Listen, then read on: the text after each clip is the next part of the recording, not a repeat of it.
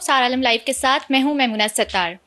तहरीक-ए-इंसाफ ने 24 नवंबर को एहतजाज की कॉल दे दी है। बाकायदा तौर पे इस एहतजाज का बहुत अरसे से कहा जा रहा था और फाइनली ये कॉल दे दी गई है। और साथ ही साथ आज एक और ख़बर आई जिसमें कि बिलावल भुट्टो ने हुकूमत के साथ नाराज़गी का जो है वो इजहार किया है। इन सारी चीज़ों के ऊपर बात करते हैं कि क्या आने वाले दिनों में गवर्नमेंट के लिए मुश्किलात बढ़ने वाली हैं। अस्सलाम वालेकुम सर। वालेकुम अस्सलाम। ये तहरीक-ए-इंसाफ की एहतजाज की कॉल यहाँ से शुरू करें या बिलावल भुट्टो के स्टेटमेंट से?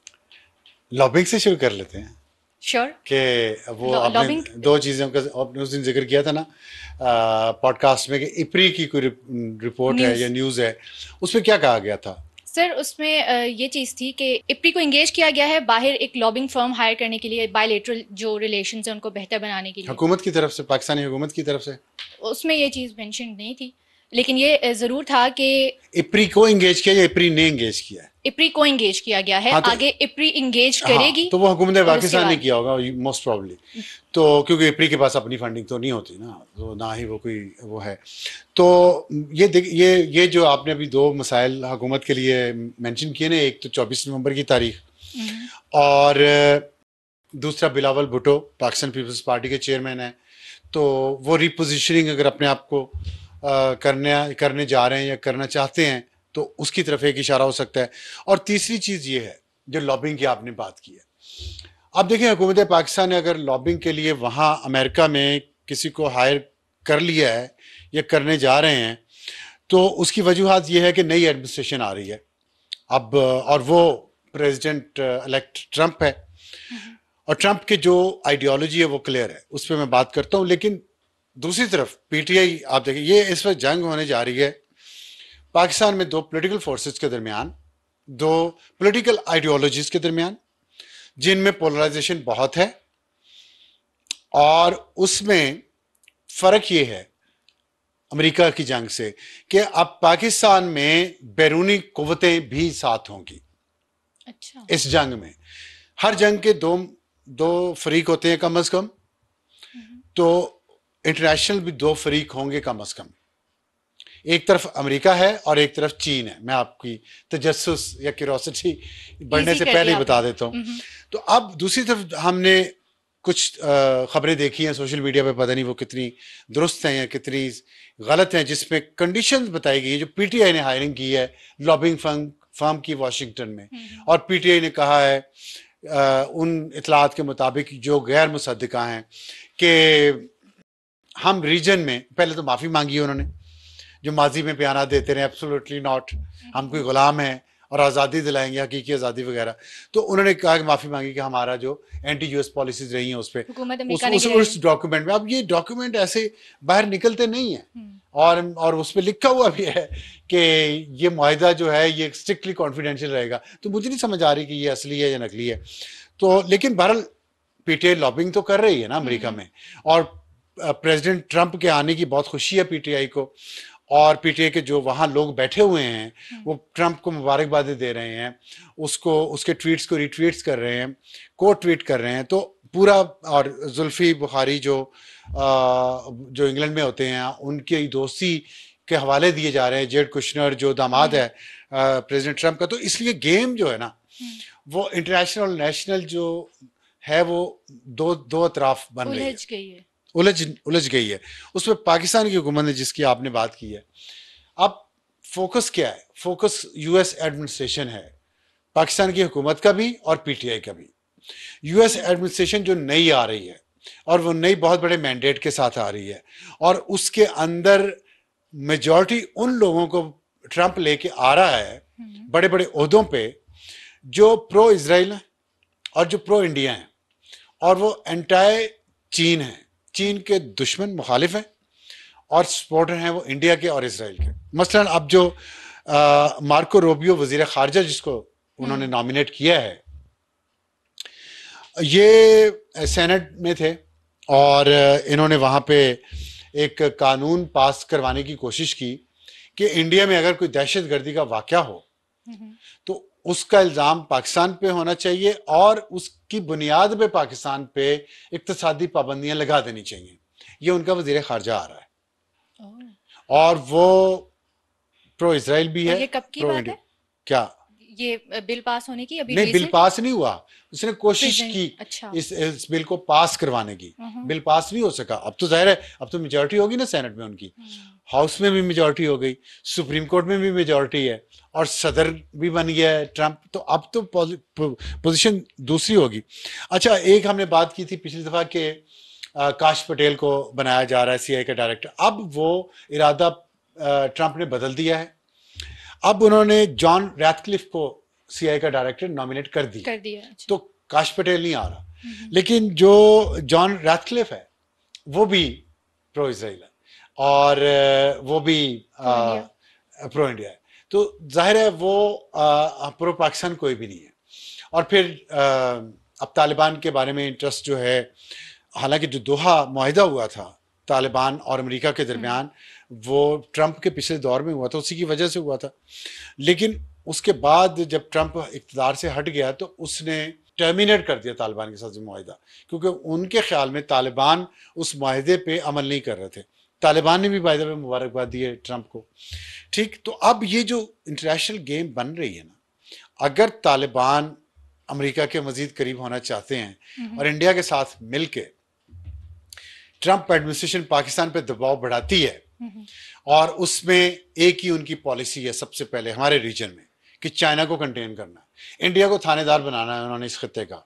तो ये जो घेरा बन रहा है ना, इसमें पाकिस्तान पे अगर अंदरूनी मामलात पे दबाव डाला ट्रंप ने, जो कि इस जो हालात बन रहे हैं उसमें लग रहा है कैसे होगा। अच्छा। तो उसमें पाकिस्तान की हुकूमत अगर ये कोशिश कर रही है कि वो भी लॉबिंग करे उन्हीं सेनेटर्स पे, उन्हीं हाउस ऑफ रिप्रेजेंटेटिव पे, और उसी यूएस एडमिनिस्ट्रेशन पे, क्योंकि लॉबिंग जो होती है वो सिर्फ यूएस एडमिनिस्ट्रेशन और उसके जो बड़े बड़े इदारों के सरबराह होते हैं उन पे की जाती है, या मेंबर पार्लियामेंट पे की जाती है कि उनको अपने हक में किया जाए, ताकि उनकी जो पॉलिसी है वो जो बिल पास होने हैं वो उनके हक में, जो भी करवा रहे हैं, वो पीटीआई करवा रही है या गवर्नमेंट ऑफ पाकिस्तान करवा रही है। तो ये मकसद होता है। अब उसमें ये है इंटरनेशनल सिचुएशन, इसमें पाकिस्तान जो है उसने ये फैसला करना है कि वो चाइना के साथ खड़ा रहेगा इन हालात में, या वो अमेरिका की तरफ जाएगा। ये सिचुएशन हमारे लिए कितनी मुश्किल हो सकती है? इंतहाई मुश्किल है, इंतहाई मुश्किल है, जबकि अफगानिस्तान में आपकी दोस्त हुकूमत नहीं है, इंडिया में आपकी दोस्त हुकूमत नहीं है, ईरान के साथ आपके प्रॉब्लम है, तो एक चाइना ही आपका दोस्त था, उसके साथ भी जाहिर है पिछले कुछ सालों से हमारे ताल्लुकात अच्छे नहीं रहे, जब से सीपैक ख़त्म होते होते रह गया, स्लो डाउन हो गया, और हमने अपने बहुत सारे वादे पूरे नहीं किए चाइना के साथ भी, ना हमने चाइना के साथ अपनी ट्रेड बढ़ाई है। तो हम अभी भी सिक्योरिटी के बहुत से कंसर्न्स हैं चाइनीज साइड पे भी। जी बिल्कुल, बहुत कुछ नहीं, बहुत वाजे और बहुत लाउड उनके कंसर्न्स हैं, और उन्होंने साफ साफ वो चाहते हैं कि वो उनके अपने लोग यहाँ पे आके सिक्योरिटी प्रोवाइड करें, जिसको पाकिस्तान ने रेजिस्ट किया पहले भी और अब भी। तो अब ये जो सिचुएशन बन रही है ना, इसमें आप देखें कि 24 नवंबर की जो कॉल है इमरान खान की, वो बड़ी अहम हो जाती है। उसकी 3-4 वजह आपने पिछले हमारे जो पॉडकास्ट था उसमें ये भी कहा था कि सवाबी जलसे में क्यों नहीं तारीख दे दी, अब ये जो रो रहे हैं कि हमें मिलने नहीं दे रहे, स्ट्रेटजी बनानी है। वजह उसकी कुछ वजूहात हैं। एक तो ये है कि सवाबी जलसे में टाइम चाहिए था पीटीआई को, जो मेरी बात हुई है पीटीआई के कुछ रहनुमाओं से। अच्छा। टाइम चाहिए था तारीख देने से पहले, और उस टाइम इसलिए चाहिए था कि कुछ जो पीटीआई है वो अकेले 24 नवंबर को बाहर नहीं निकलना चाहती। वो चाहती है कि मौलाना फजल रहमान और महमूद खान अचकजई और अख्तर मैंगल और जीडीए के कुछ लोग, या सिंधी स्ट्रीट पावर नहीं है, यानी कि पीटीआई के अंदर ये नहीं है, वो सवाबी जलसे में जो नंबर ऑफ पीपल है उससे खुश नहीं है खान साहब। अच्छा। तो इसलिए वो चाहते हैं कि दूसरी सियासी में, देखिए एक तो स्ट्रीट पावर बढ़ जाएगी, दूसरा एक वैसे भी प्रेशर अखलाकी प्रेशर समझ लें, सियासी दबाव समझ लें, वो बढ़ जाएगा जब तमाम सियासी जमातें एक तरफ खड़ी होंगी और नून लीग और पीपल्स पार्टी एक तरफ। तो उसके कितने चांसेस आप देख रहे हैं? ये फिलहाल आज तक तो मुझे चांसेस उसके बहुत ब्राइट नजर नहीं आ रहे, क्योंकि मौलाना फजल रहमान अपनी स्ट्रीट पावर शायद इमरान खान को यूज ना करने दे अपने मकासद के लिए। तो लेकिन बहरहाल ये एक बहुत वाजे स्ट्रेटजी के तहत सवाबी जलसे में डेट नहीं दी गई, अब दी गई है कि सियासी नुमाइंदों से मुज़ाकरात कर लें और उनको मना लें। वो मेरा ख्याल है नहीं माने अभी तक, तो इसलिए उन्होंने डेट दे दी कि वो ये नहीं मानते, और डेट इसलिए भी दी है, वरना और डिले किया जा सकता था सियासी जमातों को मनाने के लिए, कि खान साहब ये चाहते हैं कि जो 190 मिलियन पाउंड केस है वो बहुत मजबूत केस है, जिसमें वो मनी लॉन्ड्रिंग हुई है और उसके बदले में ज़मीन ली गई है। खान साहब पे ये इल्ज़ाम है, और बुशरा बीबी पे और गोगी पे और जुल्फिकार बुखारी पे भी। तो उस केस का फैसला आने वाला है।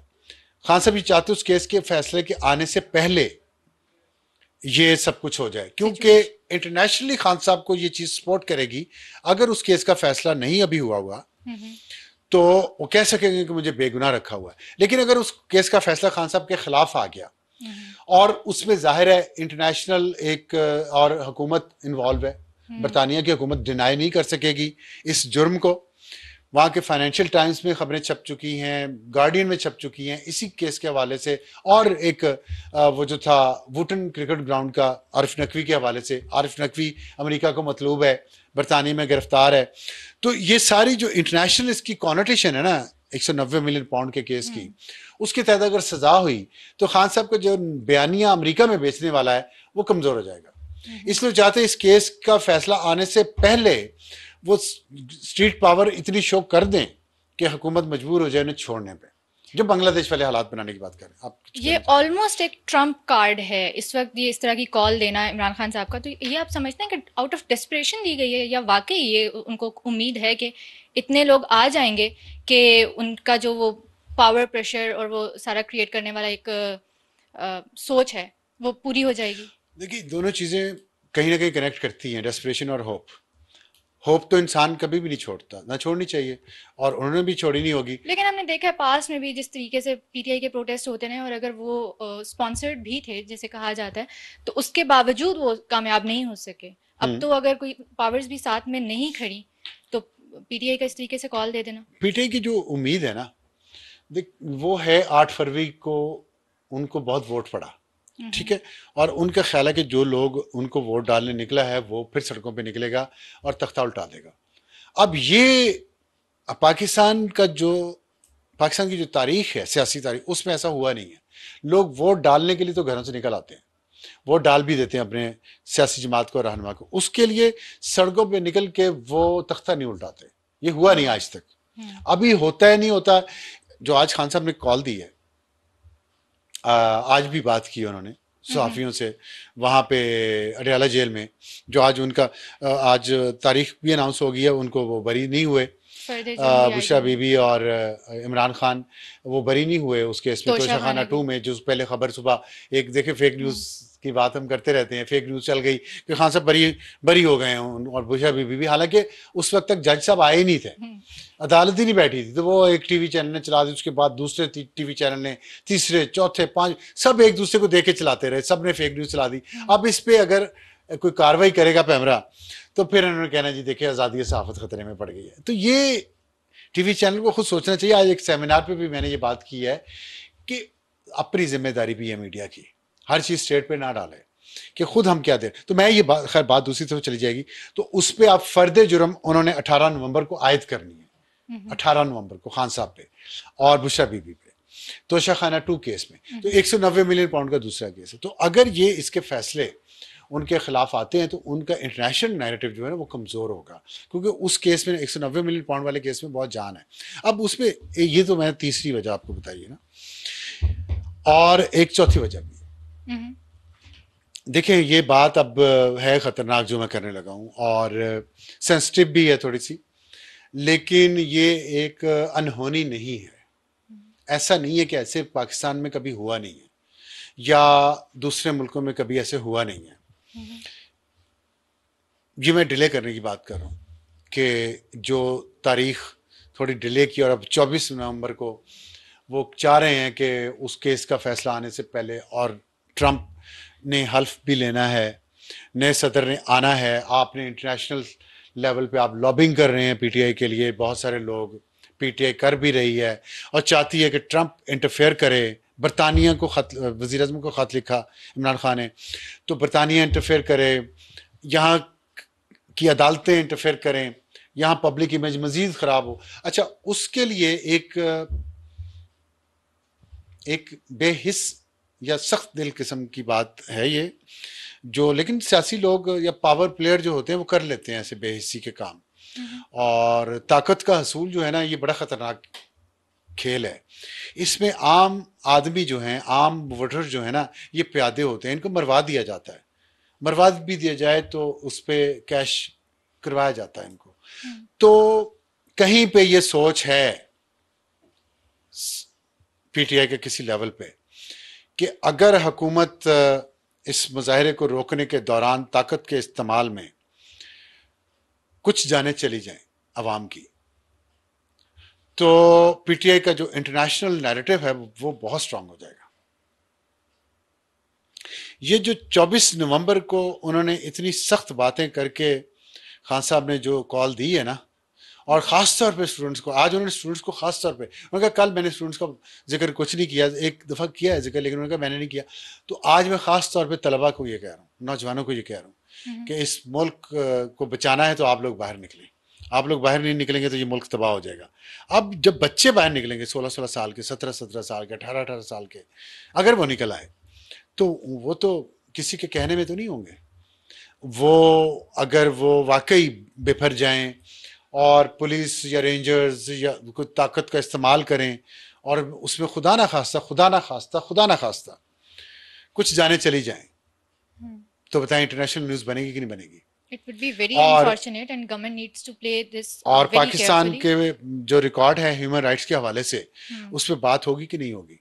और उसमें अब आप सोचें कि जो अगर लॉबिंग जो पाकिस्तान के खिलाफ पीटीआई वहाँ पे अमेरिका में कर रही है, नई एडमिनिस्ट्रेशन आ रही है जो पाकिस्तान पे दबाव डालना चाह रही है कि आप चाइना से हटें और हमारे साथ आएँ और हमारे मकासद के लिए काम करें, ईरान के खिलाफ और चाइना के खिलाफ, और इंडिया की सब्जुगेशन कबूल करें, तो उसमें वो कितने मजबूत होंगे? वो एडमिनिस्ट्रेशन जिनके नामों का मैंने अभी आपको कुछ इसमें बताया, उसमें इलॉन मस्क भी है बाय द वे, और एक विवेक रामास्वामी है, इंडियन है, तमिलनाडु से। तो मैं पाकिस्तानी को कहता हूँ जो कल फिर गाड़ियों के पीछे भाग रहे थे, तो सीखें, कुछ पढ़ें, तो काम करें। ख्वाजा आसिफ को ट्रेन में गालियां देने के अलावा बुजदिली इतनी धमकियां दे रहे हैं। वो रामास्वामी जो है ना, वो प्रेसिडेंशियल कैंडिडेट था अमेरिका का, और बड़ी टफ उसने टाइम दिया ट्रंप को अपनी रिपब्लिकन पार्टी में।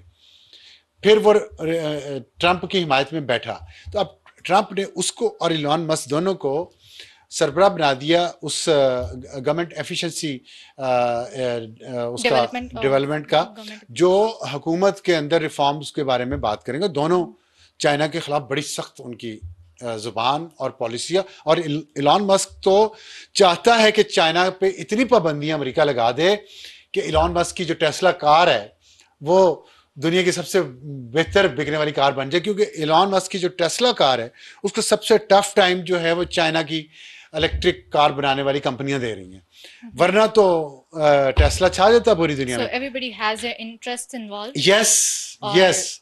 तो इसमें पाकिस्तान ने ये डिसाइड करना है कि इसका इंटरेस्ट किधर है और कितनी मुश्किल है, और क्या हमारे जो अहले इख्तियार हैं, अरबाब इख्तियार जो हैं, क्या उनमें इतनी कैपेसिटी है कि वो अपने ज़ाती और ग्रोही मफादात से ऊपर उठ के सोच लें इस मुल्क के लिए? और क्या हमारी सियासी जमातों में इतनी वो है? जो मैंने आपको बताया कि पीपल्स पार्टी भी अब आंखें दिखा रही है, और पीपल्स पार्टी कह रही है कि नून लीग ने हमारे साथ मुआहिदा पूरा नहीं किया।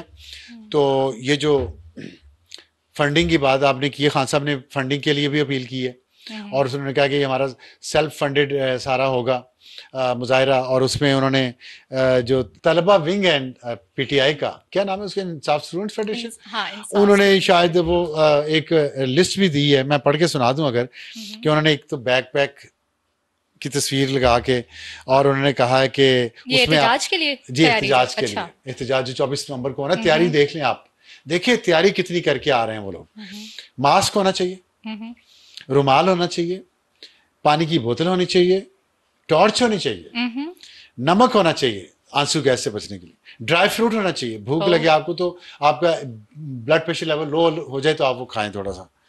गरीब आदमी तो एहतजाज ज्वाइन ही नहीं कर सकता। आई प्रोटेक्शन होनी चाहिए, पावर बैंक होना चाहिए जो मोबाइल फोन को आपको चार्ज कर सके। जो सिचुएशन है ना अगले कुछ दिनों में इस्लामाबाद और पिंडी के लोगों के लिए तो बहुत मुश्किलात होंगी, सारी सड़कें Again. बंद हो जाएंगी। Yes.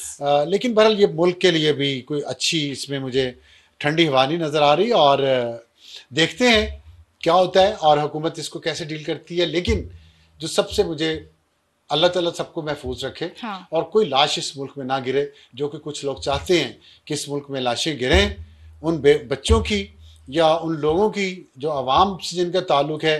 और पिछले मुजाहरों में तो MNAs वगैरह भी नहीं आ रहे थे ना, अब तो इस दफ़ा फिर लोगों ने ताने इतने दिए कि अब वो भी आ रहे हैं इस मुजाहरे में। तो अल्लाह सबकी जानों को महफूज रखे, ताकि कोई लाशें उठा के इंटरनेशनल लेवल पे पाकिस्तान की बदनामी के लिए कुछ ना हो सके, और ना ही तो मेरा ख्याल है कि नैरेटिव बनाने का मौका ही तो ना बातचीत से मामला तय होने चाहिए, जिसका खान साहब ने एक इशारा दिया भी है। वैसे आपको पता है उन्होंने डील का इशारा दिया है, कमेटी होगी, उन्होंने कहा कि कमेटी होगी, साथ ये भी कह दिया हैंडलर्स होंगे, वो जिसको इजाजत देंगे तो उससे हम फिर बात करेंगे। कोई ना कोई वे आउट तो रखना ही होता है तो जाहिर है अच्छी बात है, कोई ना कोई वे आउट निकल जाए पूरा, तो बड़ी अच्छी बात है। सैनिटी प्रिवेल्स, और इस तरह की जो भी सिचुएशन सर ने बयान की है वैसी कोई क्रिएट ना हो। आने वाले दिनों में मजीद बात करेंगे, तब तक के लिए दीजिए इजाजत, ख्याल रखिए, खुदा हाफिज़।